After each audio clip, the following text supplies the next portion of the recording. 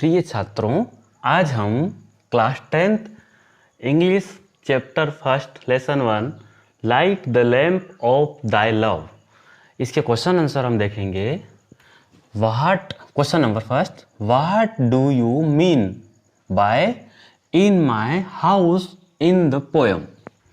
What do you mean by in my house in the poem? What do you, you मन तुम या आप क्या समझते हैं? इन माई हाउस, मेरे घर में से इस शब्द से आप क्या समझते हैं? इन द पोएम, इस कविता में इन माई हाउस शब्द का उपयोग किस लिए किया गया है? तो मैं कह सकता हूँ इन माई हाउस का मतलब हमने पिछले वीडियो में देखा था, मैंने समझाया था मेरे हृदय से। इन माई हाउस मतलब मेरे हृदय से शब्द हैं। तो हम यहाँ क्या लिखेंगे? इसका answer in my house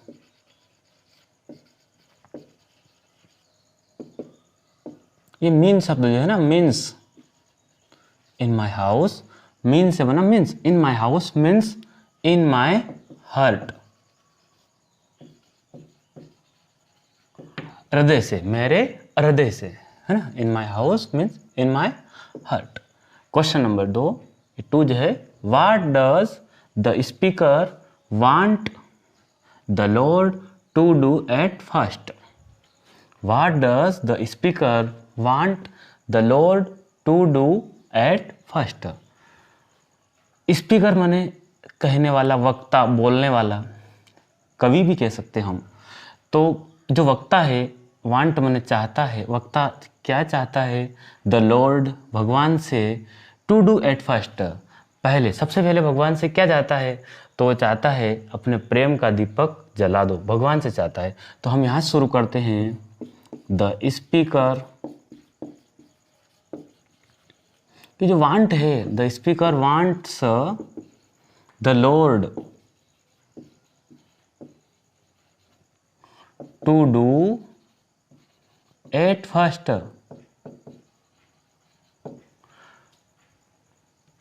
the light of the lamp, है ना, उसके प्रेम का दीपक।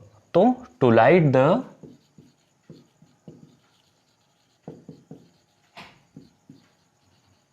लैम्प ऑफ हिज लव, है ना, to light the lamp of his love, है ना, light the lamp of his love, उसके प्रेम का दीपक जलवाना चाहता है। What kind of lamp is it in the poem? What kind of lamp is it in the poem? Kind मन प्रकार, किस टाइप का, किस प्रकार का दिया इस कविता के अंदर है? तो परमात्मा के स्नेह का दीपक इसमें है। तो हम ये कह सकते हैं, काइंड मन होता है टाइप या प्रकार, है ना। इस कविता में किस प्रकार के दीपक की बात होगी? तो यहाँ अपने को बताना है, it is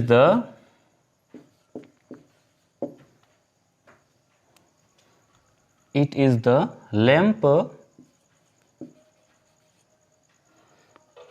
his love, his माने यहाँ परमात्मा के प्रेम का, lamp of his love, it is lamp of his love. हम कह सकते हैं, यहाँ द लिख दो आप, it is the lamp of his love,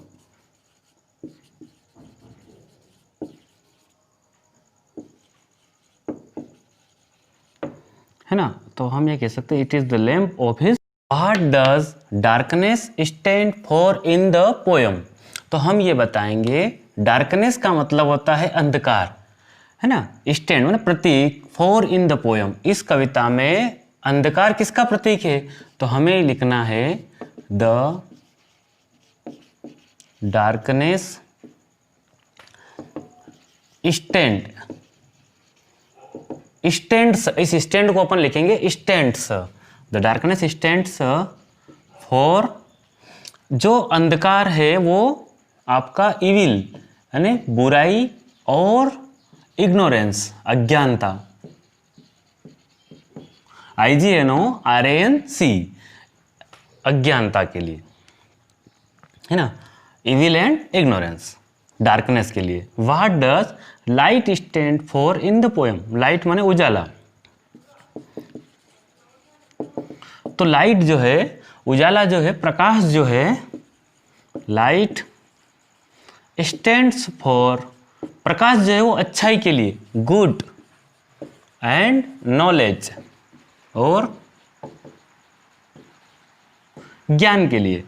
जैसे बड़ी स्पेलिंग है तो हम KNOW LED तीन पार्ट में करके याद कर सकते हैं। नॉलेज एक पूरा वर्ड है, तो KNOW LED knowledge, good and knowledge. Light के लिए गुड एंड नॉलेज, इग्नोरेंस के लिए इविल एंड इग्नोरेंस।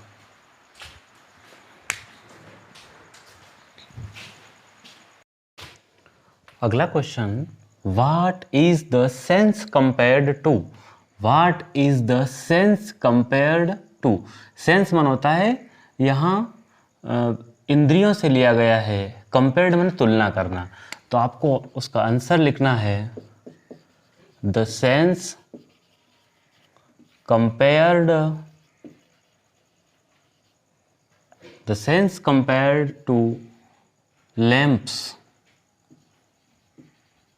दीपक, दीपकों से की गई है, बहुत सारे दीपक हैं इंद्रियों के, उनसे की गई। The sense compared to lamps, हम ये कह सकते हैं कि इंद्रियों की तुलना दीपक से की गई।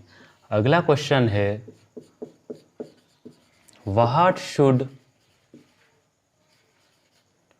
Should we pray for.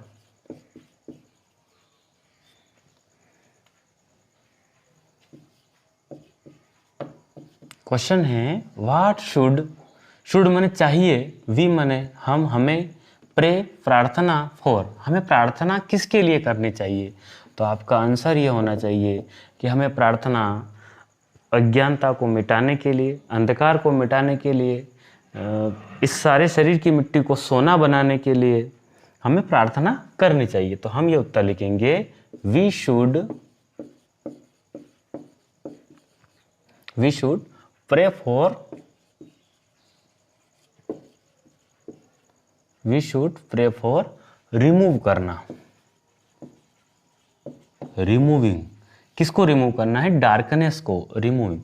तो we should pray for removing the darkness, we should pray for removing the darkness of ignorance, we should pray for removing the darkness of ignorance. For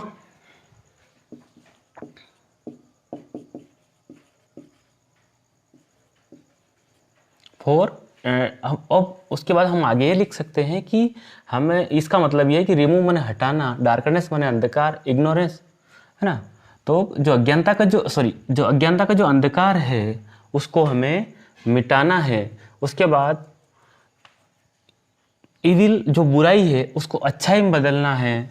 तो हम ये लिख सकते हैं for transforming, TRANSFOR, transforming evil into good, evil into good. जो हमारी बुराई है उसको हमें अच्छाई में बदलना है, इसलिए प्रार्थना करनी चाहिए, ट्रांसफर करना चाहिए। ठीक है। क्ले, क्ले मन होता है मिट्टी, क्ले इनटू गोल्ड। जो हमारे शरीर की मिट्टी है वो परमात्मा के आशीर्वाद का सोना बन जाना चाहिए, और सारी चिंताओं को समाप्त करने के लिए हमें प्रार्थना करनी चाहिए। एंड वुड फ्री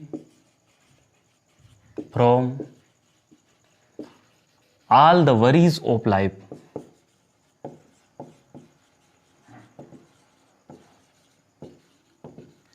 जीवन की जो चिंताएं हैं उन चिंताओं को समाप्त करने के लिए हमें प्रार्थना करनी चाहिए।